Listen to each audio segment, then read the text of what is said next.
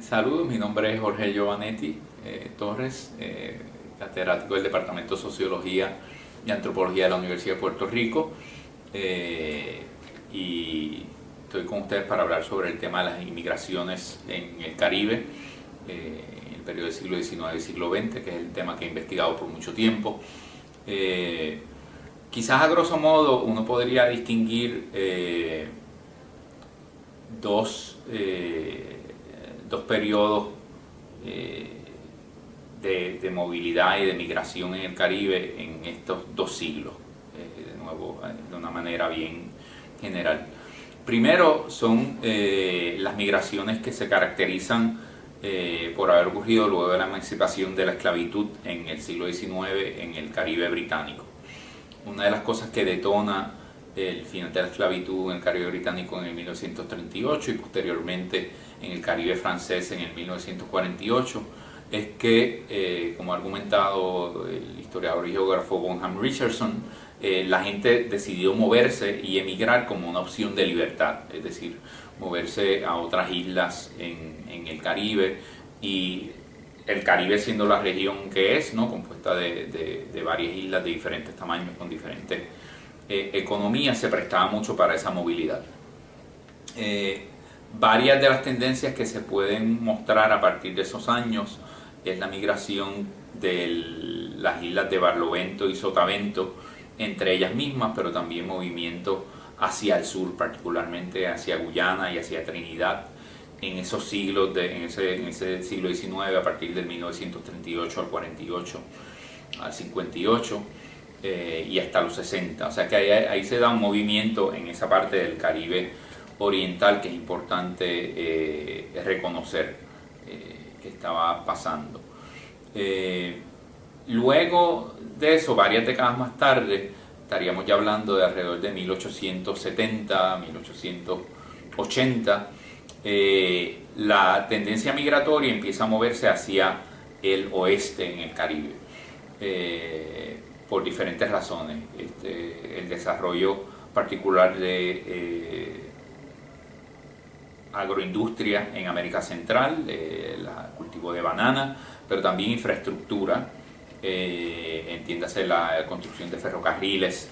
en Centroamérica, al igual que la construcción del Canal de Panamá mucho más adelante, particularmente el intento francés de construir el Canal de Panamá.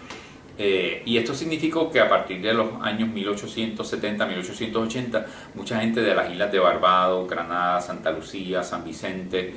San Kitts, Nevis empezaron a moverse hacia el oeste del Caribe, hacia Panamá, Costa Rica, Nicaragua. De ahí que uno al día de hoy todavía puede encontrar grandes concentraciones de comunidades anglo-antillanas en muchos de estos países, en lugares como Limón, Bocas del Toro, que han sido investigadas por la historiadora Lara Putnam, el Canal de Panamá, la historiadora Julie Green. También ha investigado toda la diversidad de trabajadores, no solo del Caribe, pero de otros lugares que fueron a trabajar al Canal de Panamá, tanto durante la etapa francesa como la etapa posterior de la construcción del canal por los americanos, los estadounidenses, ya para el siglo XX. Pero esa tendencia del siglo XIX, ¿no?, de luego de que acaba la esclavitud, de que la gente se empieza a movilizar, fue bien importante. En el siglo XIX también se caracteriza la inmigración interna entre Haití y Cuba, particularmente a bien principios del siglo XIX, luego de la Revolución Haitiana, y de Haití a República Dominicana, tanto como parte de gente que estaba escapando el proceso revolucionario, ¿no?, dueños de plantaciones con sus esclavos, que se movilizaron como parte o a partir de la revolución, pero también migraciones como parte del proceso posteriormente de la invasión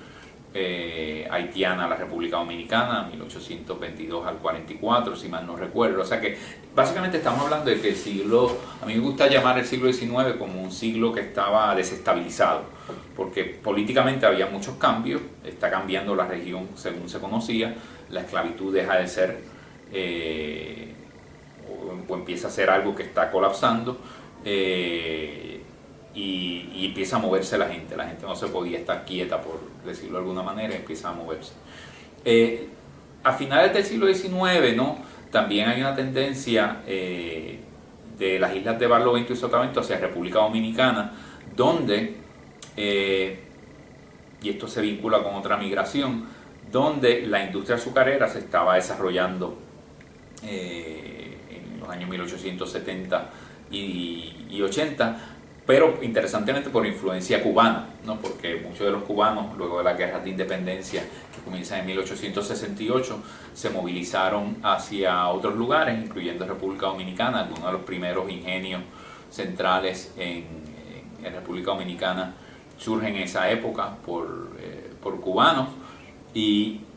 empezaron a contratar mano de obra de Barlovento y Sotavento, que se conocían o se vinieron a conocer como los cocolos. Los cocolos de República Dominicana fue ese movimiento migratorio que empieza a finales del siglo XIX y se da también en el siglo XX. Hubo una migración mucho menos numerosa a Puerto Rico durante esa época también. La ha investigado Jorge Chinea, ¿no? De trabajadores inmigrantes que fueron a Puerto Rico durante esa época y se ubicaron en varios lugares. Tanto en República Dominicana como en Puerto Rico uno puede encontrar al día de hoy muchos apellidos anglosajones, ¿no? Como Scott o Benjamin, que sería Benjamín en español, pero que vienen originalmente de estas migraciones si uno se pone a pensarlo. Así que hay mucha movilidad. Ya en el siglo XX, una vez termina la guerra de independencia de Cuba, ¿no? El final de la guerra hispano-cubano-estadounidense, Cuba empieza a resurgir con el imperialismo norteamericano como uno de los focos de imperialismo norteamericano en la región, a través del cultivo de la caña de azúcar, que también se expande y ocurre también en República Dominicana y en Puerto Rico. Es decir, hay todo un movimiento de capital agroindustrial azucarero estadounidense en las Antillas Mayores. También en términos de los bananos sigue produciéndose los bananos en Centroamérica, y Estados Unidos también decide capitalizar construyendo el Canal de Panamá como parte del Caribe, como su región de influencia. Todas estas obras de infraestructura y de agroindustria generan mucha más movilidad. Cuba yo creo que sería el caso de mayor atracción de trabajo, particularmente estamos hablando de, digamos, quizás 250.000 de haitianos y jamaicanos que se movilizaron durante esas primeras 3 décadas del siglo XX. El número preciso quizás en el caso de los antillanos británicos, que son los que más yo he investigado, estamos hablando de más de 140.000 inmigrantes en esas 3 décadas de 1900 a 1930. Los haitianos superaban por mucho esa cantidad, o sea que ahí tendríamos otros quizás 150.000 o 200.000, particularmente a trabajar en la caña de azúcar, pero también en otras industrias como el café. Los haitianos se concentraron mucho en el café. Así que hay un movimiento migratorio bastante grande a Cuba. Simultáneamente, en esas primeras 3 décadas, el movimiento de Barlovento y Sotavento continúa a República Dominicana también, y el movimiento de haitianos también trabajando en la caña de azúcar en centrales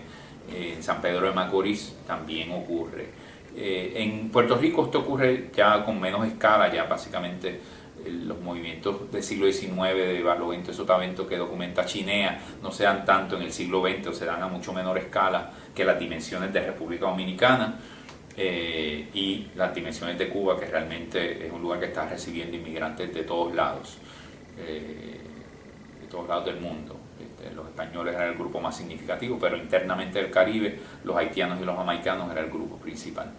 Esta industria azucarera de Cuba está concentrada en el oriente cubano, Santiago de Cuba, Holguín, enclaves azucareros estadounidenses como el de la Cuban American Sugar Company, el de la United Fruit Company, que también tenía operaciones en Centroamérica. Y en el caso de República Dominicana, San Pedro de Macorís se destaca como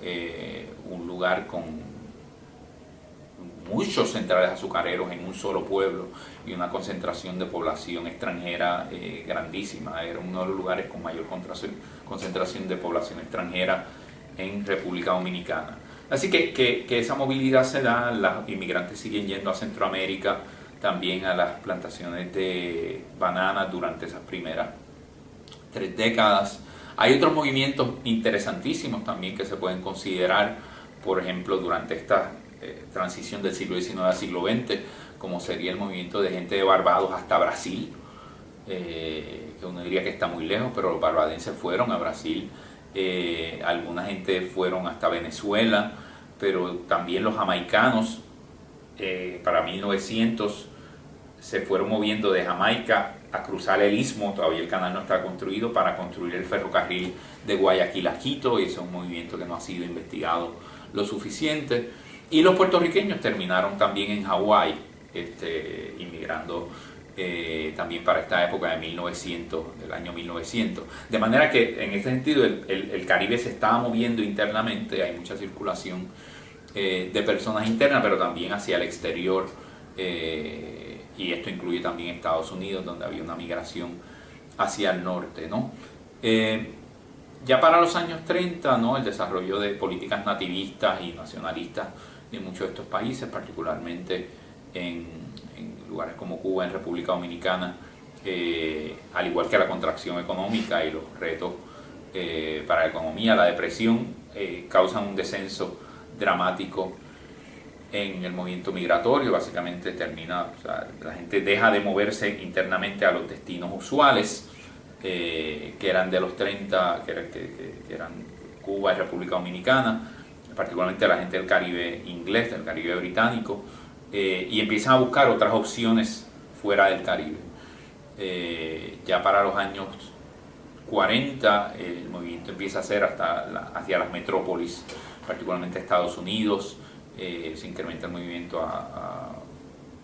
granjas de frutas mediante programas de apoyo posterior a la Segunda Guerra Mundial, y a Gran Bretaña con el famoso movimiento marcado cronológicamente en el 1948 con el viaje del SS Empire Windrush, que zarpa de Jamaica en el 48. O sea que entre los 30 y los 40 es un periodo interesantísimo, porque para los 30 baja la migración, o se detiene por movimientos nacionalistas, de manera violenta, a veces por expulsiones de inmigrantes en el caso cubano, deportaciones forzadas de haitianos hacia de vuelta a Haití, y una de las consecuencias interesantes es que también el movimiento de Haití a República Dominicana también mengua un poco y se marca de manera dramática por la masacre de haitianos por el régimen de Trujillo en 1837. Pero entonces hay quizás en ese momento de los 30 un cambio de enfoque, y entonces la migración empieza a ser hacia el norte, ¿no?, hacia el Atlántico Norte,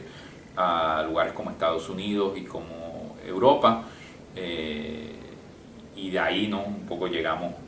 al momento actual, no así de repente, pero ciertamente el momento actual, donde si vamos a estas grandes ciudades como París, Londres, y los Países Bajos, al igual que Estados Unidos, encontramos grandes concentraciones de trabajadores caribeños que han dejado su influencia, ya bien sea por la parada puertorriqueña en Nueva York o por el carnaval de Notting Hill en Inglaterra, pero han dejado una huella. En ese sentido, el Caribe se ha expandido y ha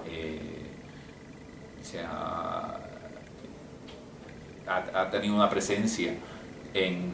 a nivel global, a través de la migración, y es por eso que yo creo que los movimientos migratorios no deben ser subestimados y deben ser investigados con mayor profundidad.